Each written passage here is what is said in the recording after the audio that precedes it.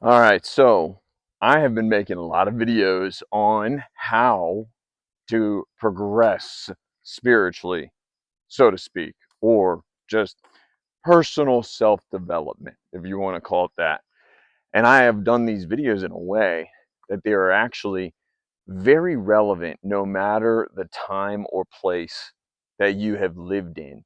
Kind of almost an eternal set of videos. They're really kind of very, very, very broad and generalist in a way that any human will be able to actually get something out of it, right? And it would transcend times because, there's this path or this journey that we all have to go through in our development internally.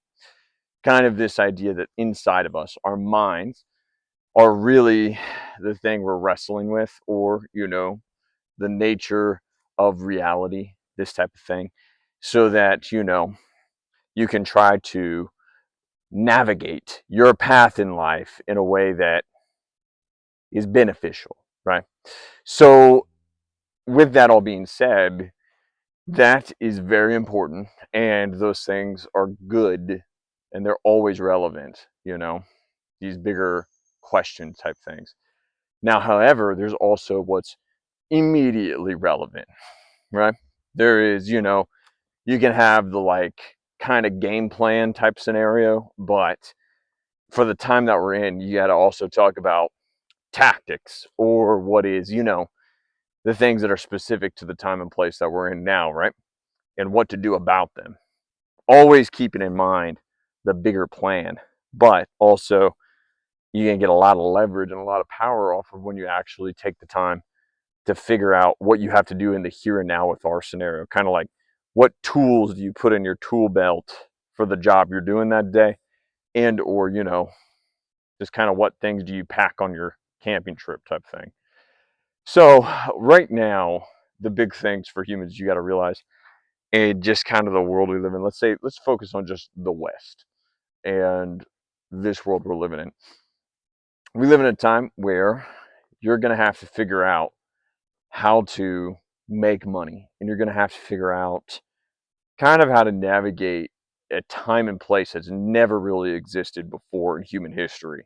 We've got all these electronics, social structures are turned and flipped upside down on their head, and just everything is confusing for a lot of people because all of the old systems, the old structures and social conventions aren't really there anymore. And we live in kind of what I would call some type of a social Mad Max reality, or a kind of confusing wilderness in the social landscape for humans right now. Um, we're in this kind of arena of ideas that we've never had before. Just the very idea of voting is still very kind of new to the human mind. And also, this kind of scenario where you have all these different, well, really just multiple choices and how to live. We're at a time now where you can be whatever you want to be almost in any way you want. And that makes it not necessarily easier to live. It really actually makes it more confusing for most people. You get this paralysis of analysis thing. Um, I have many people my age bracket and younger, like they're just like reaching around and trying to feel out reality to figure out what they're supposed to do. Because here's what's crazy: for most of history, people have been told what to do. They've just been told. Like, it's, for example, you were born, let's say, in the 1300s. You would have been born to a family of, let's say, blacksmiths, and you would have started out some type of small village where everyone has their own rules. And guess what you're going to do with your life? You're going to be a blacksmith because your father's a blacksmith, your brother's a blacksmith, and your family runs a whole blacksmith business, or you're hired by some lord or something like that. And that's it. And then also your religion, it's going to be Christianity, especially if you're in Europe. There's really no other choices. One, you won't really be presented with another set of religion and or ideas. And two, it would have been ludicrous to think that you would have ended up changing and trying to have some other profession in most scenarios. Now, there's, maybe for whatever reason, like your family wanted to send you off to do something else, to be with other family members, to learn from them because it was needed. But for the most part, most of humans' lives, they were just, and this, it went across all classes and things, were just decided for them. And this goes really more across the whole world for whatever it is that they did or wherever. So right now, we have you can be whatever religion you want, you can be whatever social group you want in the West, you can have whatever type of job you want. And really, what I think this has done is more than it's in many ways helped humans, it's created this vacuum of confusion. And it's made everyone confused as to what is the right thing to do. I was very much in this when I was young, and it was all very confusing. So this is both a blessing and a curse. And you do have to think of it as a blessing overall. But the curse that's happening is there is no manual. There is no proven way that's known how to navigate this for everybody that's young. We haven't had enough time doing this yet. And when I say not enough time, I mean a couple hundred years. But in the grand scheme of humanity, that's nothing. That is very little time. So as far as like if you're trying to figure this out, like you have to kind of like step back. Be like, well, what is it that I should do with my life and all these things? Should I do what I want to do personally? What do I even want to do personally? Should I do what my family says that I should do? Do I do what a religious institution says that I should do? Should I do what my school system says that I'm supposed to do? Very first problem, you just said it. You're looking at what everyone else is saying that you should do. That's your first mistake. Now, when I say that, you have to listen very carefully. I'm not saying don't listen to anybody.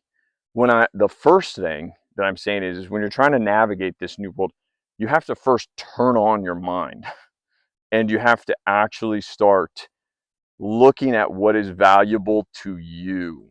You have to start finding in life what you think is valuable, right? You cannot just let other people tell you what it is that you should want. This is step one. And I say this almost hesitantly because it's kind of, for a lot of people, that's actually a little risky telling them that. Because I don't want you to misinterpret that as something like do as thou wilt or just anything is okay to do. That is not true. You can't just do whatever you want. What I'm saying is find what it is that you want and try to figure out how to do that thing within the framework of our society right now, right? And then number two, once you find it out, you also have to find people you respect. And when I say find people you respect, basically what you want to do is you want to go out and you want to find the people that you admire. The ones who are like, wow, if I could be like that guy, and not someone you saw on the internet per se, like some super famous rock star or something like that, which maybe that might be your right fit if you want to be a rock star. But like someone in your community is what I'm trying to get at. Someone you know, someone that impresses you. And if you are going to take advice from anybody, take it from them. Now, this is very important to do because you can't just fall to the whims of the masses, just trying to be popular. You can't just try to be someone who impresses the group. You'll waste so much time, you'll never reach your goals, and you may make the wrong choice as far as what you should be doing. This will cause you to kind of sell out your soul to the crowd, right? And with that all being said, once you talk, kind of find out what you like in life or what you think is valuable or worthy of doing, and then maybe you find the right people and you actually go to them so that you can get some advice from them. You can just ask like, hey, like, I really like what you've accomplished, what you've done. I'm very impressed. I'm a young person or whatever. Or this goes for other people too. There's a bigger lesson here. And then you would say, can you please give me a little direction on how it is I could end up being like you? I mean, a lot of people would be very flattered by that. I'd be, if someone, young one, asked me that, I would be. And then what you would do is take their advice into consideration, maybe go to 2 or 3 people, balance it out. And you actually, if it makes sense and it's not something ridiculous that they suggest you do it. Don't question it. Don't be a, what they call it, a ask hole. You ask for advice and you don't do it like an asshole. That would be a big deal. But they must be worthy of you trusting them. So with that all being said, this whole time and place is confusing. That's kind of step one. And two, what I can just tell you right now, as far as what you've been doing and all this stuff, pretty much in this life right now, you're going to have to learn how to make quite a bit of money. And I say that mostly because the cost of living is not going to get any lower, at least not any time near soon. The West could decline for quite a while, losing money. And this could be multi-decade scenario. Stagflation is what they call it, where the future doesn't get really too much brighter. But hey, that's not to say that you can't have a good future. It's just kind of what the 7-day forecast on the weather, channel is right now. It's just not looking good. It could change. But outside of that, you can totally take complete control of your life, do a lot of great things. And the making the money part is something that can be a lot simpler than you think. Figuring it out on your own, very hard. But if you have the right principles and ideas, very simple. And you can save yourself a lot of time if you go to people who know how to do it.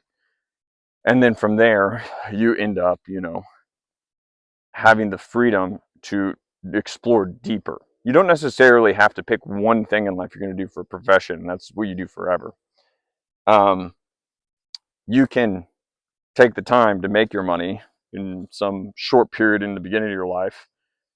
And then from there, take that and then take off a lot of time, go out later, and then end up exploring more of what is really meaningful to you in life after you've gone on your first mission or quest, and then you come back from it, and then you can reflect on what you learned from your mission or your time going out into the unknown, your exploration. And then you will then have a really strong basis if you decide you want to go back out again and try out something new. I've done this before. I went from I had a real estate investment when I was really young, in my beginning of my 20s. I think I bought my first real estate apartment building when I was, I don't know, was it 24?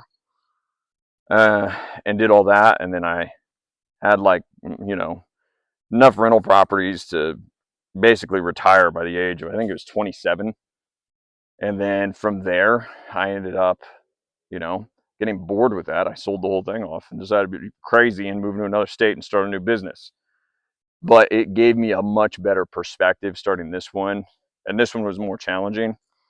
And from there, it allowed me to reprioritize my life. I sat for a couple years and reflected on my successes and kind of what I had done.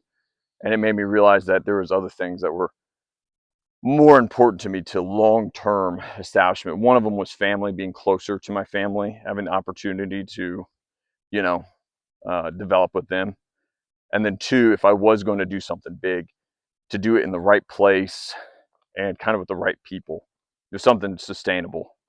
So anyway, that's today's video.